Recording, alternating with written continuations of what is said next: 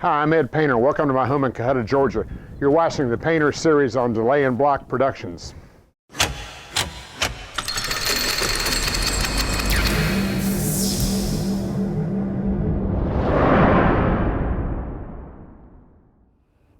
Welcome back to the Painter series by Delay in Block Productions. 2 days after Christmas 1989, Ed returned to central South Carolina to document freight trains on the Norfolk Southern Piedmont Division. A brand new GP59 was leading train 247 that morning and was running long hood forward.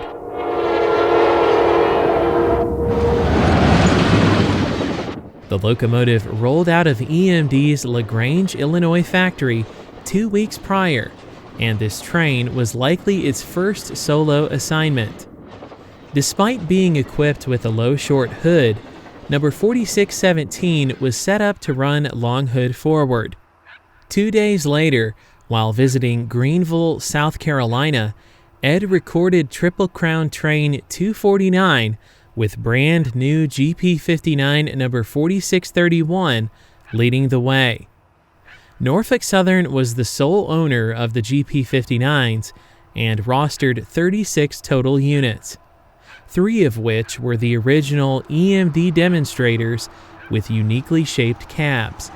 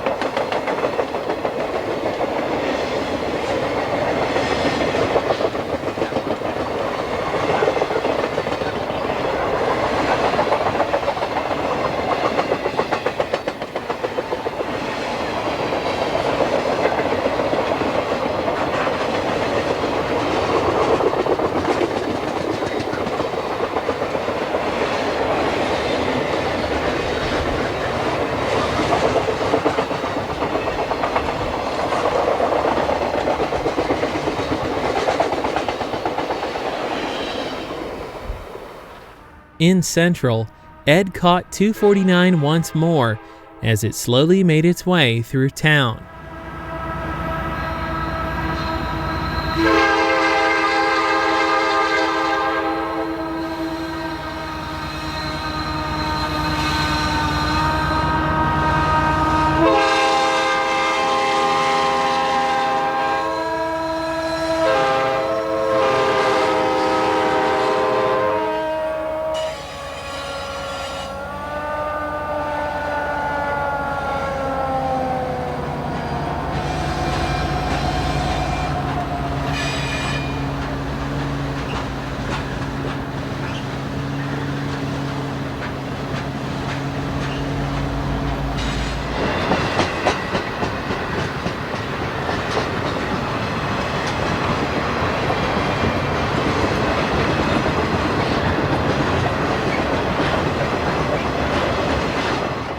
On January 14, 1990, Painter recorded the same locomotive leading the same train at Liberty, South Carolina.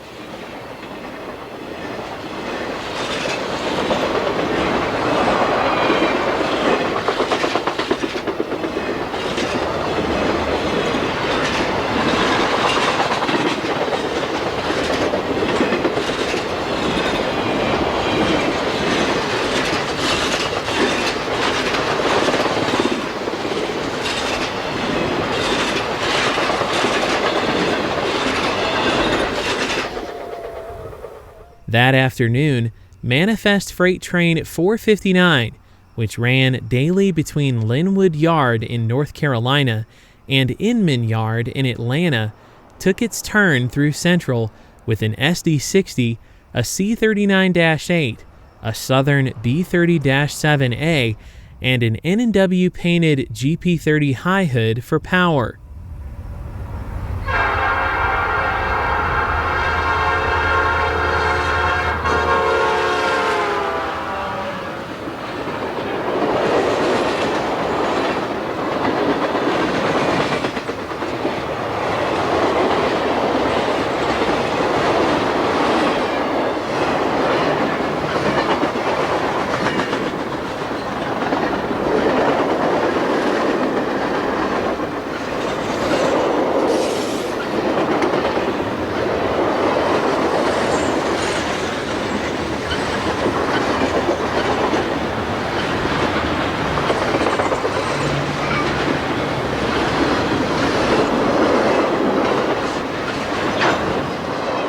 As the train clears Central, note the two Southern Railway cabooses on the rear.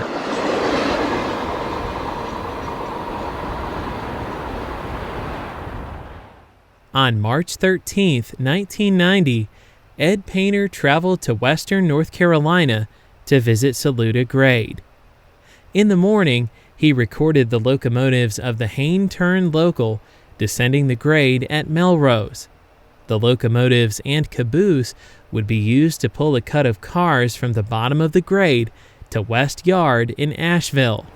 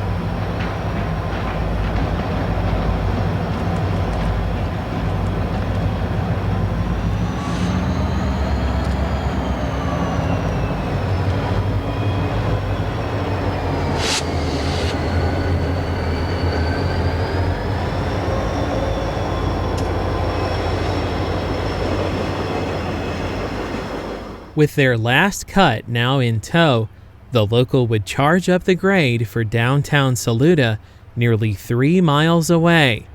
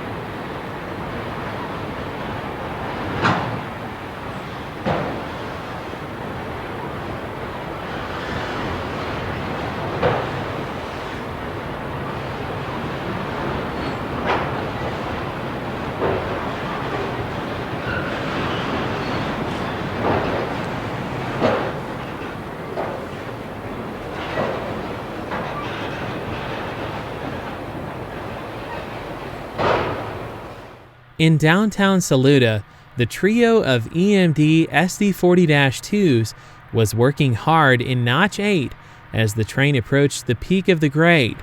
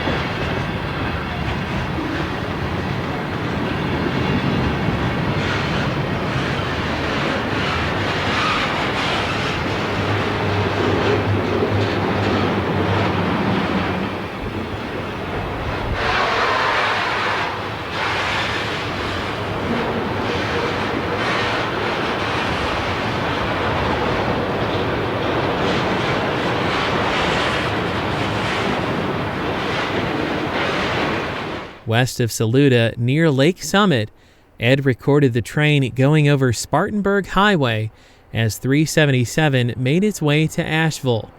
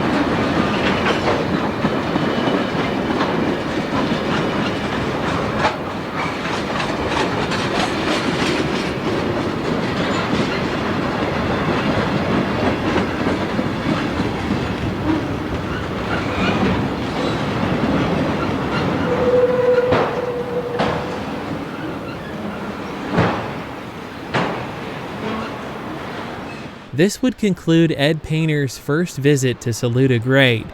He would return nearly 2 years later to document more trains tackling North America's steepest mainline grade.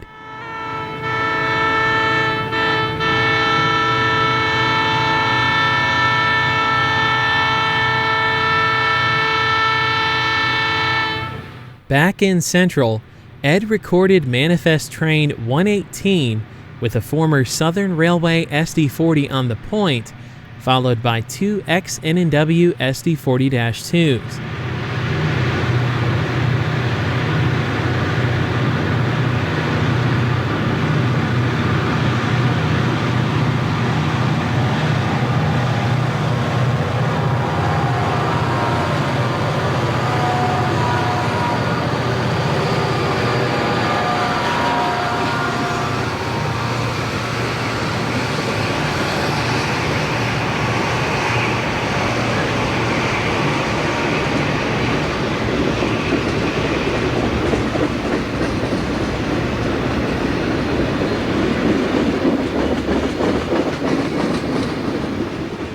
This Macon, Georgia to Linwood, North Carolina freight could be seen Monday through Friday on the Piedmont.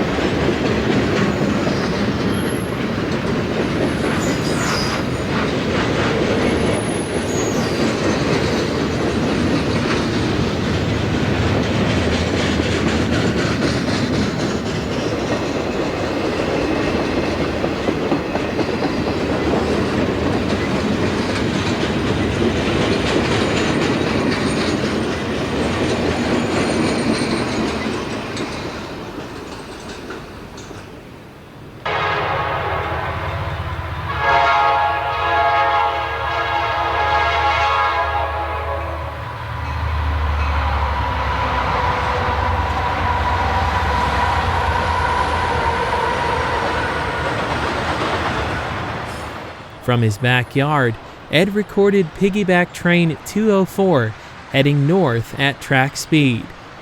This train originated in Atlanta, Georgia at Inman Yard and is bound for Alexandria, Virginia.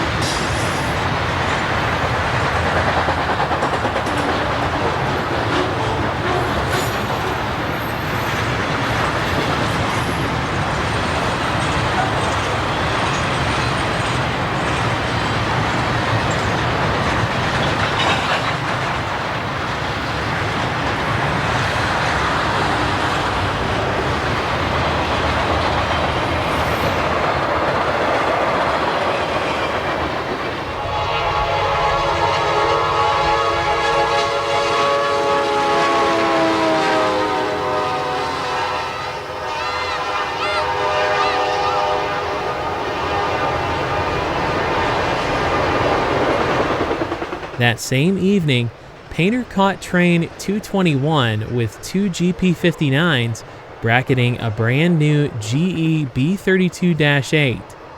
The B32s were Norfolk Southern's final four-axle GE purchase.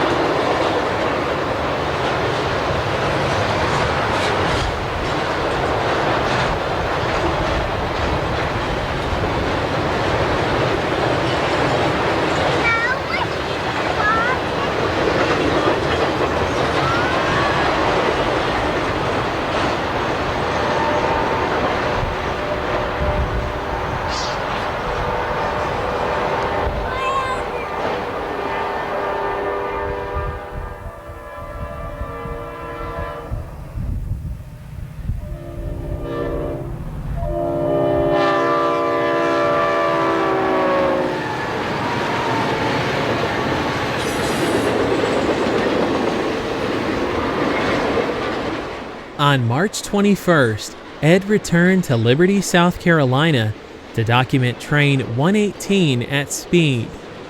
On this day, the train was powered by three former N&W SD40 series locomotives, with the middle unit being a straight SD40.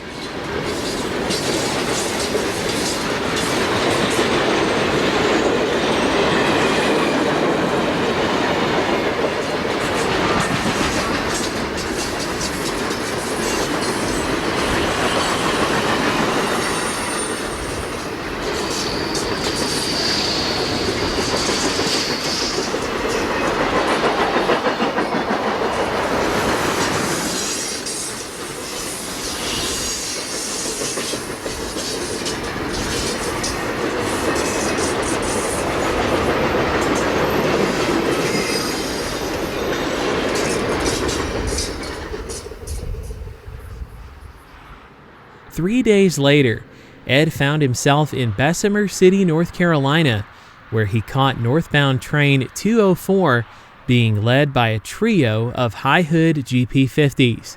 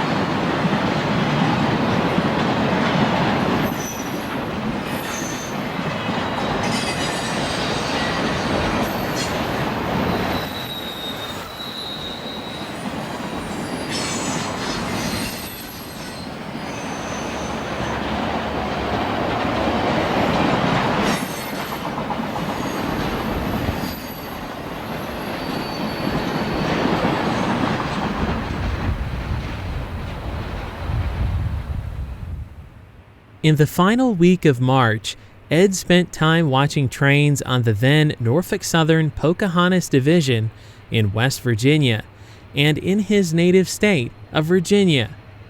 Although he did his best to write down train IDs whenever possible, there's a slight gap in Ed's records as to which train is which. This manifest freight train was seen at Bluefield, West Virginia on the evening of March 28, 1990, with a rare C36-7 on the point.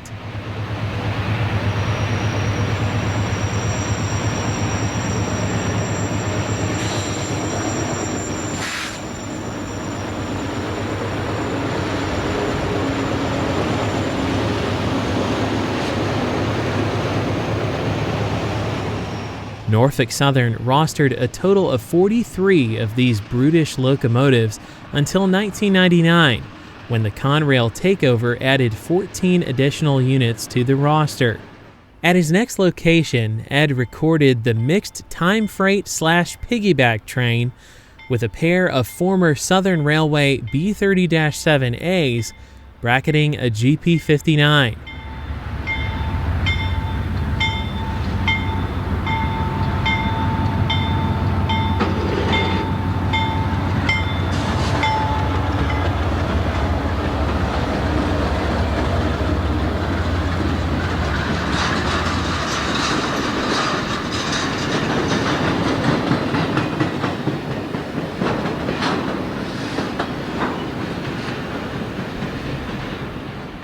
The 3 piggyback trailers were likely cut out from another train and added to this short mixed train as a means of getting them out to the customer more quickly.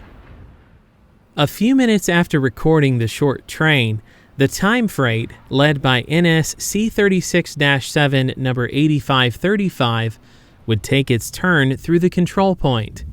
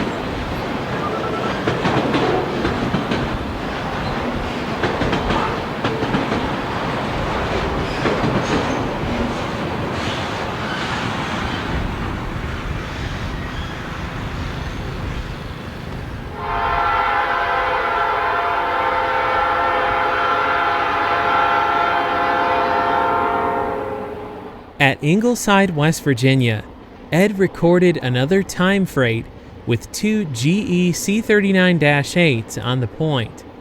As the power clears, note the large Southern Railway hogshead car.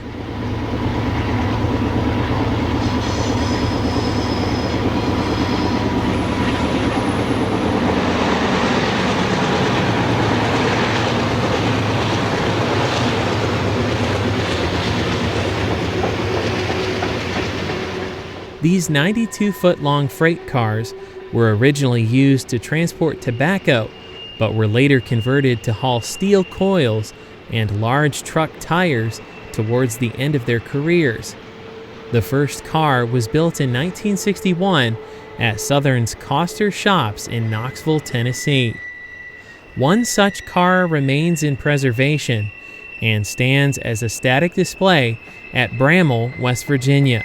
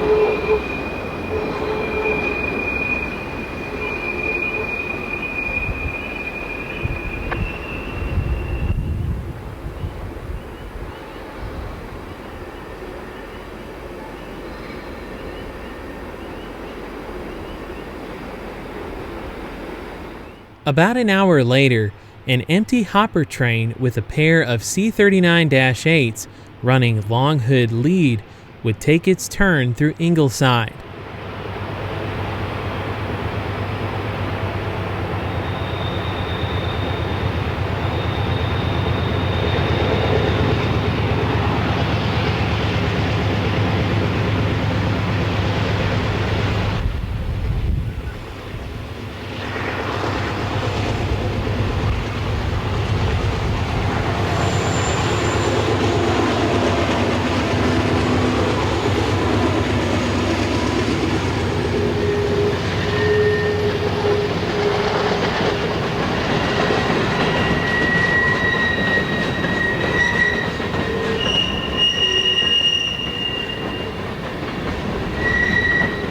At Glen Lynn, Virginia, Ed recorded this eastbound coal train with a pair of EMD SD60s on the point. Glen Lynn was once home to an Appalachian Power Company 6-unit coal-fired power plant where Ed Painter Sr. was employed as the maintenance superintendent and later assistant plant manager from the late 1940s to 1965, when he was promoted and transferred to New York City. Both the former Norfolk and Western and Virginian railways serve the plant.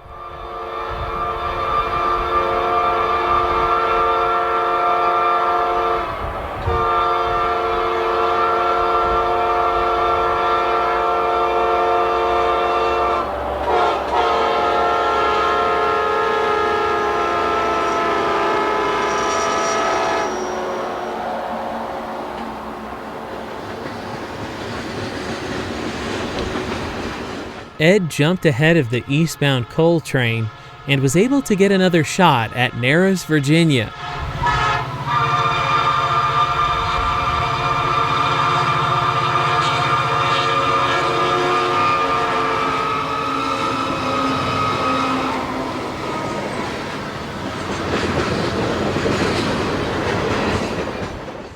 On the 2nd of April, 1990, Ed was traveling through Lynchburg, Virginia, where he recorded this eastbound manifest train running over top the Southern Railway main line on the Norfolk and Western Cotton Mill Trestle. Pulled by a trio of EMD GP50 high hoods, this train sounded great as it went under Ed, who was standing on an overpass just east of the trestle. Note the 2 passenger cars in the consist.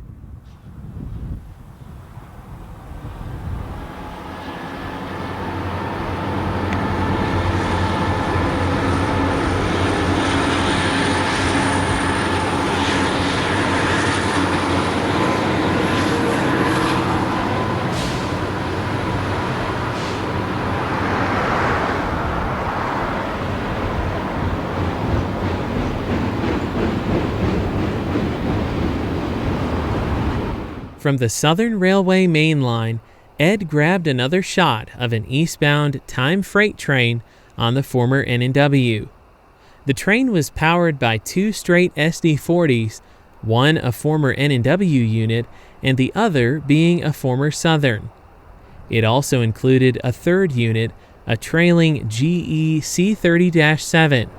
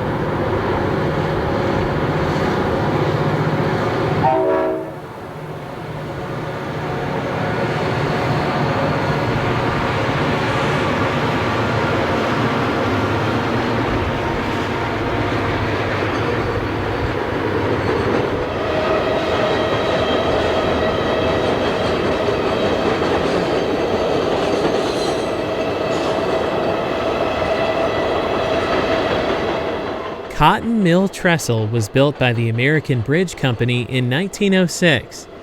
At 1,099 feet long, the deck plate girder bridge is an impressive structure. If you look closely, you'll notice the bridge supports were built wide enough for double track.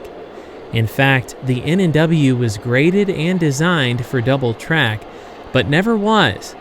It remained a single track line as it is to this day.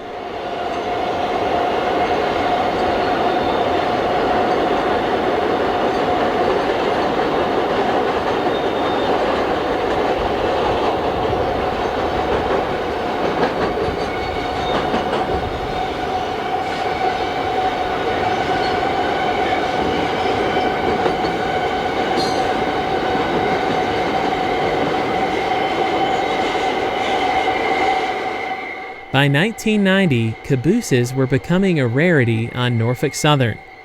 Ed made sure to get a close-up view of the former Southern caboose on the rear of the eastbound freight. South of Danville, Painter recorded this hotshot piggyback train with a GP59 leading 2 GP50s.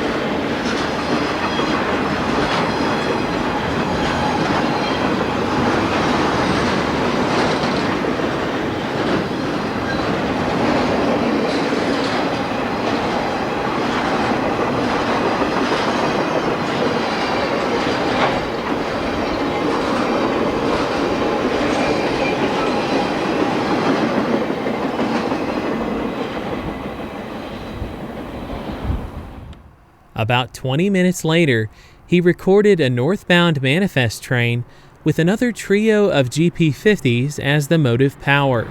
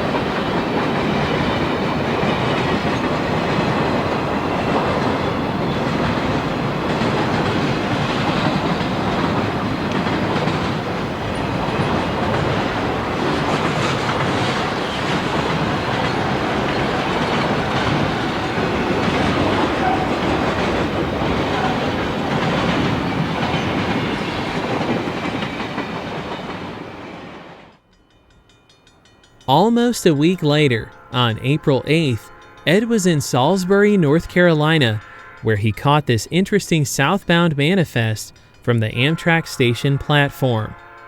Powered by a rare B36-7, an even more uncommon GP40X, and a GP50, this train was quite the catch for the locomotives alone.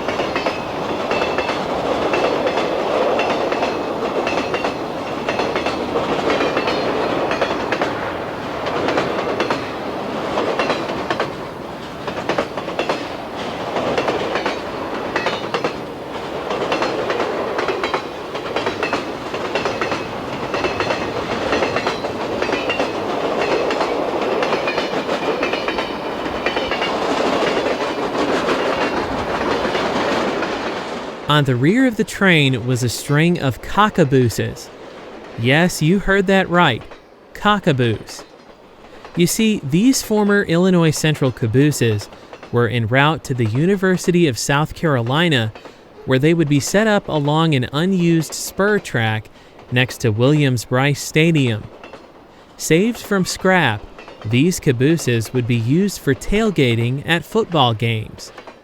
Their nickname comes from the university's mascot. After all, Gamecocks plus caboose equals the nickname Cockaboose. The idea for these unique tailgating cabs came from Columbia businessman Ed Robinson, a real estate developer who wanted South Carolina fans to have the best game day parties. Robinson and a partner bought 22 cabooses from the IC along with the spur from CSX.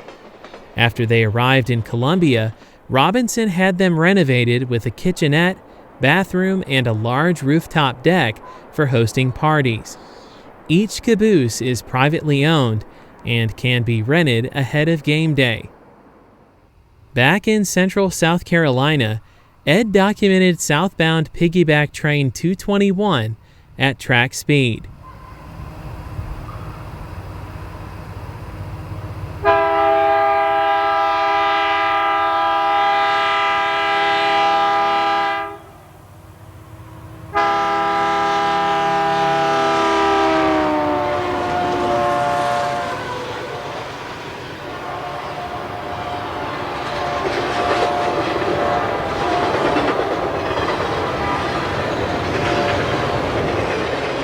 Leading the train was GP59 number 4606, formerly an EMD demonstrator with a unique cab design.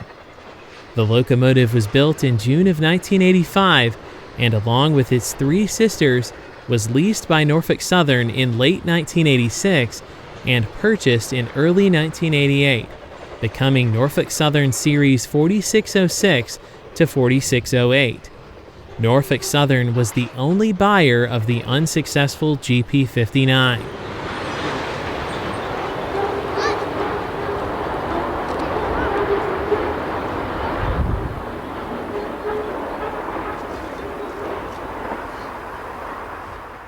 A few days later, Ed recorded the slow-moving northbound train 152 from his backyard in Central.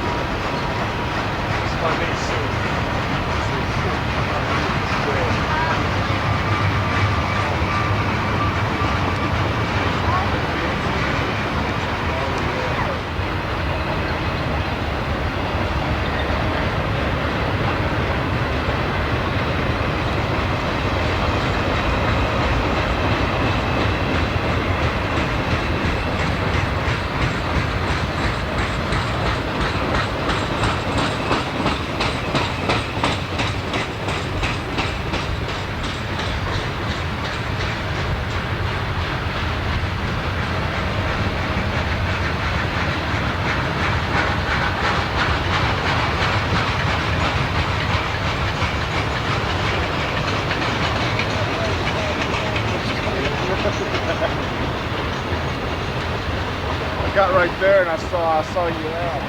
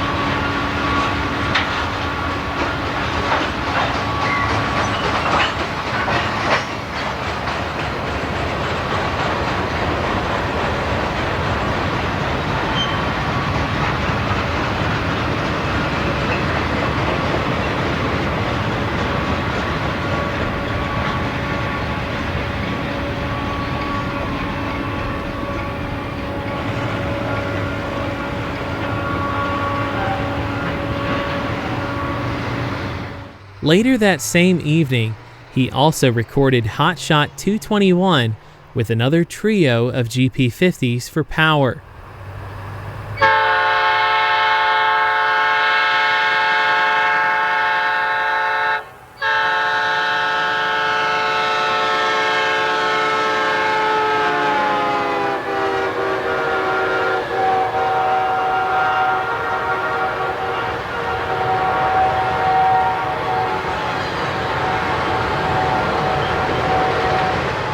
The man in the green shirt was a railfan friend of Ed's.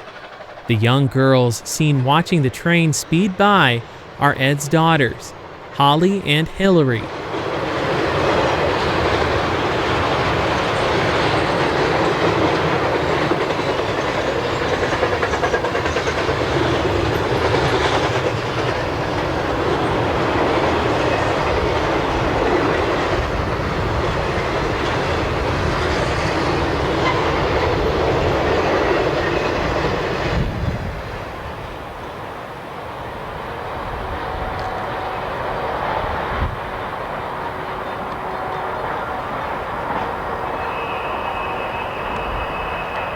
Southbound Freight Train 173 had a friendly crew and a pair of SD60s for Power.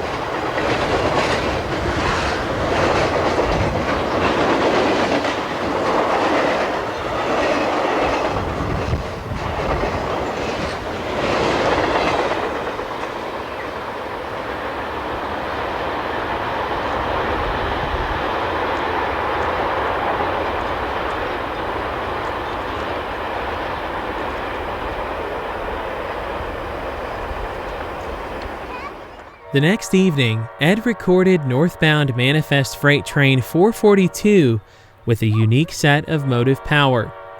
C36-7 number 8502 led the train and was accompanied by a C30-7, an EMD GP30, and two GP38s. The train also included some high and wide loads.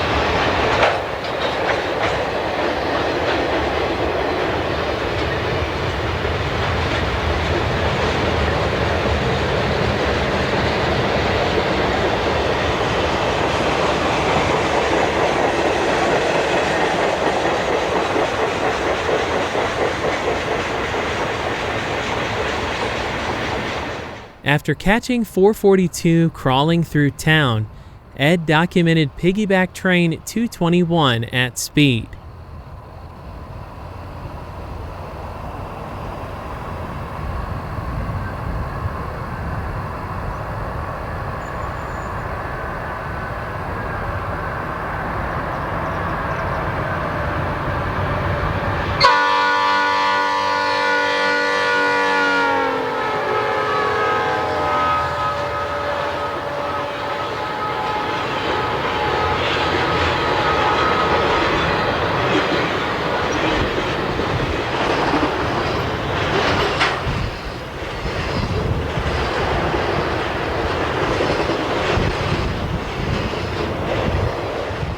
Note the double-stack containers and the early-style open auto carriers toward the end of the train. The last car, still lettered for the L&N, really caught Ed's attention.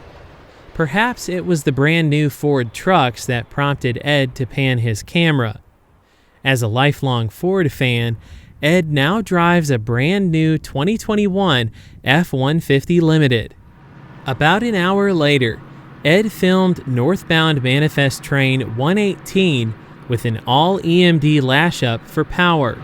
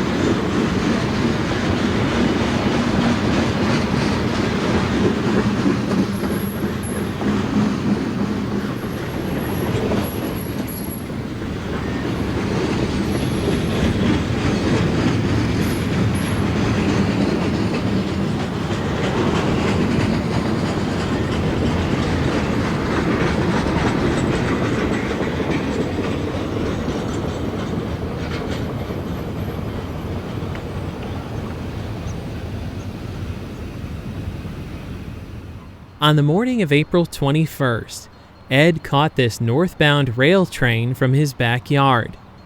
Note the former N&W GP30 second out. The high hood 4-axle would be retired the following year.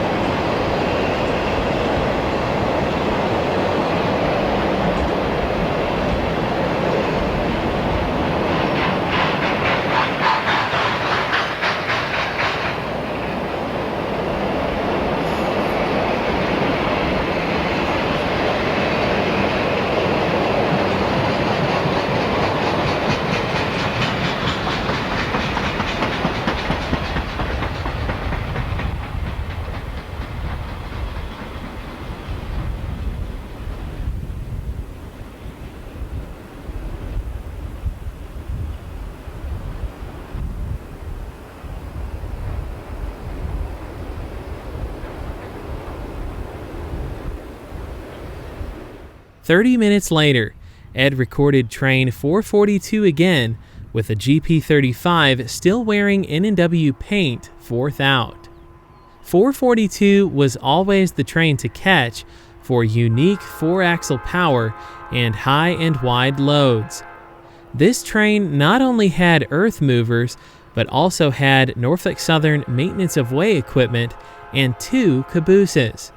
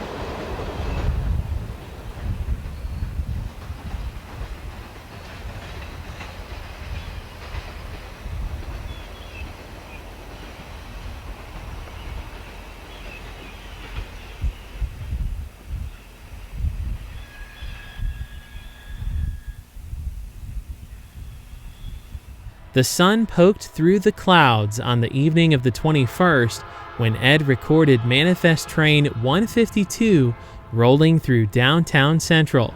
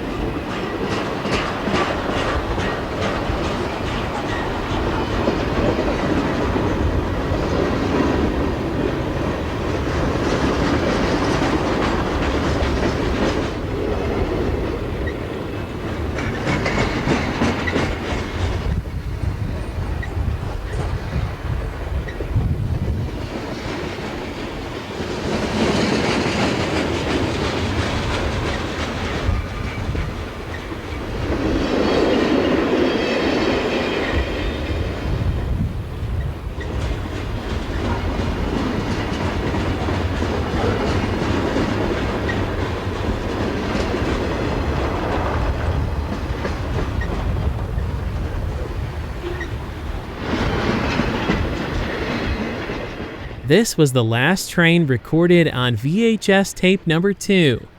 We hope you enjoyed this installment of the Painter series and look forward to bringing you more classic railroad videos from Ed's extensive collection. Thank you for watching Delay in Block Productions. Until next time, happy railroading.